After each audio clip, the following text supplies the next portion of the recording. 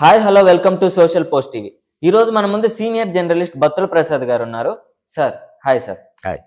Sir Soundarya garu ఆమె అప్పట్లో super actress. So ఆమె గురించి కొన్ని ఇంట్రెస్టింగ్ విషయాలు మాతో షేర్ చేసుకోండి సార్. తప్పకుండా. అంటే దాదాపు నేను ఇండస్ట్రీకి వచ్చిన టైంలోనే ఆమె కూడా వచ్చింది. వాళ్ళ నాన్నగారు వచ్చేసి కన్నడ చిత్ర పరిశ్రమలో రైటర్. ఆయన చాలా సినిమాలకు కథలు రాశారు. అప్పుడు రైతు భారతం అనుకుంటా ఫస్ట్ సినిమా నాకు తెలిసి.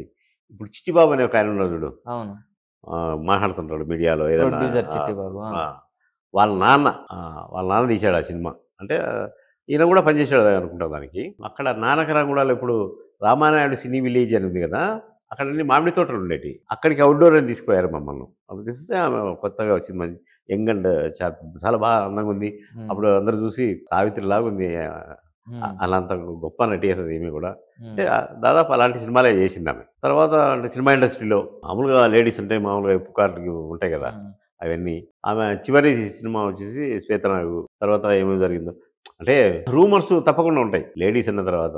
అది కాక సినిమా ఇండస్ట్రీలో ఉండేది రూమర్స్. ఆమె ఒక హీరోతో ఆమెకు అంటే లవ్ ఉందని ఏం చెప్పుకుంటారు మామూలుగా. ఎవరితో క్లోజ్గా ఉన్నారనుకో, వాళ్ళిద్దరి మధ్యన అదే ఉంటుంది అనుకుంటారు.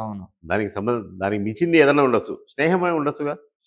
ఒక ఆడమగ కలుస్తానే అవే కాదు కదా. కాకపోతే కొన్ని విషయాలు కాంట్రవర్షియల్స్ ఉన్నాయి. వాళ్ళన్న చూసేవాడు డేట్స్. వాళ్ళన్న డేట్స్ చూసినప్పుడు ముబ్బడిగా ఇచ్చేసాడు అందరికి డేట్స్. ఒకటే రోజు నీకు నాకు వీళ్ళకు వాళ్ళకు ఒక 5-6 మందికి ఒకటే రోజు డేట్స్ ఇచ్చారన్నమాట. అది అలాంటి వివాదాలు అయ్యేటి. ఏంది అడ్వాన్స్ ఇస్తున్నాడు, తీసేసుకుంటున్నాడు. ఈ డేట్స్ అడ్జస్ట్ చేయడంలో ప్రాబ్లం అయ్యేది.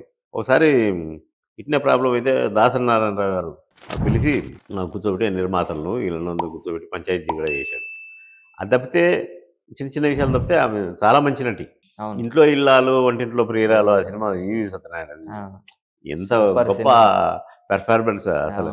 ఆ లాస్ట్లో ఒక సీన్ ఉంటుంది, తెలిసిపోతుంది. అంటే ఈమెకు తెలిసే టైం వస్తుంది, దాన్ని ఎందుకు పెట్టుకున్నావు ఇంట్లో, పంపించేయండి దాన్ని పెళ్లి చేద్దామంటది. ఆ సీన్లో అయితే అద్భుతంగా నీకు సావిత్రి కనిపిస్తుంది. సినిమా షూటింగ్లో కూడా చాలా హంబుల్గా ఎవరిపైనా మాట్లాడే. మరి ముఖ్యంగా నాకు మంచి అటాచ్మెంట్ ఉండేది ఆమెతో.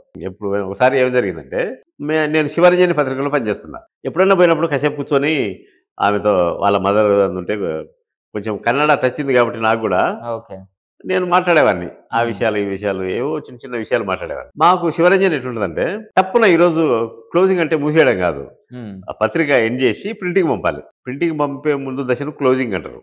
అప్పుడు దాకా వచ్చిన వార్తలన్నీ పెట్టి క్లోజ్ చేస్తారు. అప్పుడు దాకా ఆగి ఉన్నది, ఫండ్స్ రాలేదు. ఫండ్స్ వచ్చినాయి, ఆ ప్రింటింగ్ పంపాలి అంటానే తోటకూర గారని మన ఎడిటర్ శివరంజని పత్రిక అన్ని ఫోటోలు, ఈ ఫోటో ఏమన్నా రాయి, ఆ ఫోటో ఏమన్నా రాయి అంటే అప్పుడప్పుడు వండుకోవాలి. మేము స్టైల్ అయిపోయింటాయి, ప్రెస్ మీట్లు వార్తలన్నీ స్టైల్ అయిపోయింటాయి. అప్పుడప్పుడు వండుకోవాలి. నాకు సౌందర్య వంట చేసే ఫోటో ఒకటి ఇచ్చి రాయవాయి అన్నాడు. అదేమో ఆ పేజీ ఫోటో, ఆ పేజీ రాయాలి కదా. నేను అప్పుడప్పుడు సౌందర్యతో చిట్చాట్ చేస్తున్నా కదా, అదండి వంట ఇప్పుడు బిజీగా ఉంటారు కదా, వంట చేస్తారా మీరు, అసలు మీ హ్యాబిట్స్ ఏంటి, టెంపుల్కి వెళ్తారా మీరు, దైవభక్తి ఉందా అంటే ఉందండి, దైవభక్తి లేకుండా ఎట్లుంటుందండి అని ఇట్లా ఏదో చిట్చాట్ మాట్లాడుకుంటాం కదా. అవన్నీ కలిపి రాసిన నేను. నాకు పలానా కూర చేయడం అంటే ఇష్టము, అది ఇష్టము, ఇది ఇష్టము. ఉదయం లేస్తానే నేను దేవునికి మొక్కుంటాను, యోగా చేస్తాను, అవి చేస్తాను, మళ్ళీ టెంపుల్కి వెళ్తాను, ఎప్పుడన్నా ఖాళీ టైం దొరికితే నేను వంట కూడా చేస్తాను అని చెప్పేదనమాట. అవన్నీ గుర్తుపెట్టుకుని నేను రాశాను, ఫుల్ పేజ్ రాసి తీసుకుపోయి ఇస్తే చూసి ఎప్పుడు రాశారు, నా ఇంటర్వ్యూ చేశారు మీరు అని అడిగింది. ప్రసాద్ గారు ఎప్పుడు ఇంటర్వ్యూ చేశారంటే, ఇంటర్వ్యూ చేయాల్సిన అవసరం లేదండి, వచ్చిన మీతో కలిసినప్పుడల్లా ఒక్కొక్క విషయం మాట్లాడుతుంటాం కదా, అవన్నీ గుర్తున్నాయి, మీ ఫోటో చూస్తానే అన్ని గుర్తొచ్చింది. వంట చేసే ఫోటో అది, మీ కూరల గురించి అది మాట్లాడుకుంటాం కదా మనం, నేను బేసికల్గా వంట కదా మాట్లాడుకుంటాం కదా, అవన్నీ కలిపి రాశారండి అంటే బాగా ఆనందపడింది. వాళ్ళు రాశారండి చక్కగా, అసలు ఇంటర్వ్యూ చేసినా కూడా ఇట్లా రాసేవాళ్ళు కాదు అంటే అంత హంబుల్గా ఉండేది ఆమె. అందరితో అంటే అంత స్టార్డమ్ వచ్చినా కూడా మేమీ మారలేదు. ఆమె మధ్యంతరంగా వెళ్ళిపోవడం అనేది చాలా బాధాకరమైన విషయం.